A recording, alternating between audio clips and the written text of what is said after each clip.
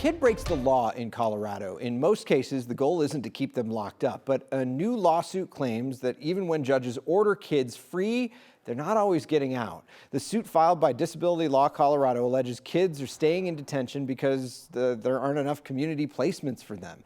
According to the suit, 693 kids spent one or more days in detention from 2024 to 2025 after court ordered their release. 140 of them were still locked up 30 days after their court-ordered release. Our goal is really to try to push for the system to have more of those community-based placements so that children are not being stuck in detention.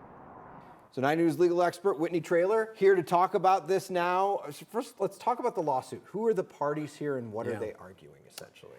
Yeah, so the parties, there's actually two named plaintiffs. There's a 17-year-old who has PTSD and ADHD, and he's been held for 2 months beyond his release date, as you said in the lead-in. And the other one is a 12-year-old with autism spectrum disorder, and he's been held for 6 months beyond his release date. And they're also seeking to certify it as a class action for all those 693 kids. Take me through the steps on that. So how do you certify a class in this case? Well, so there's under Federal Rule of Civil Procedure 23, there's a few elements that have to be met. My favorite rule. Right? Yes, exactly. Number 23. Go back to the rules of civil procedure, right. So it's about commonality, it's about judicial efficiency, can they get adequacy of representation? And so in this case, they're saying, look, this is for the children that are currently held beyond their release date and those future children. And so they have to get certified. I think they will get certified by the court because it will make judicial efficiency. And they're asserting 3 claims. They're asserting claims under the Americans with Disabilities Act, the Rehabilitation Act of 1973, and a violation of their 14th Amendment rights. And so they're moving forward. There's the 2 named plaintiffs, and they've named the governor in his official capacity and the Colorado Department of Human Services in their official capacity as well. You know, the governor's office would run CDHS, so that makes sense that he'd be in there. Right. So what happens to the kids if the plaintiffs prevail here?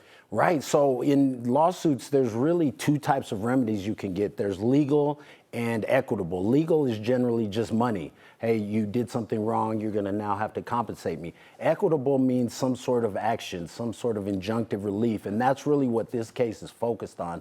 They want to create a system so that they want to have a monitor looking over the case and the department as they go forward. And so they want to create a system so that these children, the majority of which have disabilities according to the complaint, so they want to set up a system for them to not be incarcerated essentially beyond their release date, because they're saying, look, juvenile detention is more of a civil in nature, and they're being held in these prison type conditions. They're being subjected to strip search, physical harm, they're being physically and mechanically restrained, and they're saying, look, that's prison type conditions, that's punishment.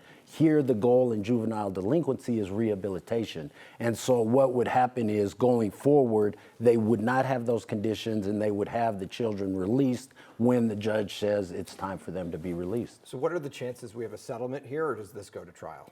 This case is ripe for settlement, and the benefit for settlement, and for folks out there who may be in litigation, I'm sure they've heard their lawyers say, you know, when you go to trial, somebody wins and somebody loses, and it's up to a jury. So to some extent, you don't have control. With a settlement, you do maintain that control, and the settlements are beneficial because people can get creative. So I think this case is absolutely ripe for settlement. The complaint alleges that this has been going on for decades, so why there hasn't been change, I'm not sure, but this opens the door for that change, as opposed to spending the time and money going through trial and a jury saying, here's what you have to do. So I would suspect it settles, but there's so many factors that come into it. The lawyers, their disposition and how they work together, and what the parties actually want. And since they are not really looking for money, they have asked in the complaint for costs and fees, which is very standard to ask for, but the primary remedy that they're seeking is not money. So that makes settlements a lot easier when parties don't have to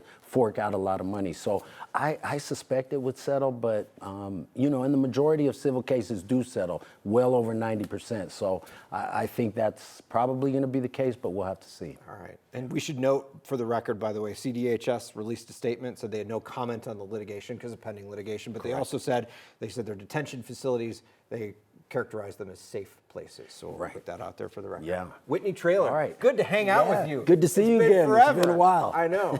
Good to hang out. Thanks All so right. much. All right.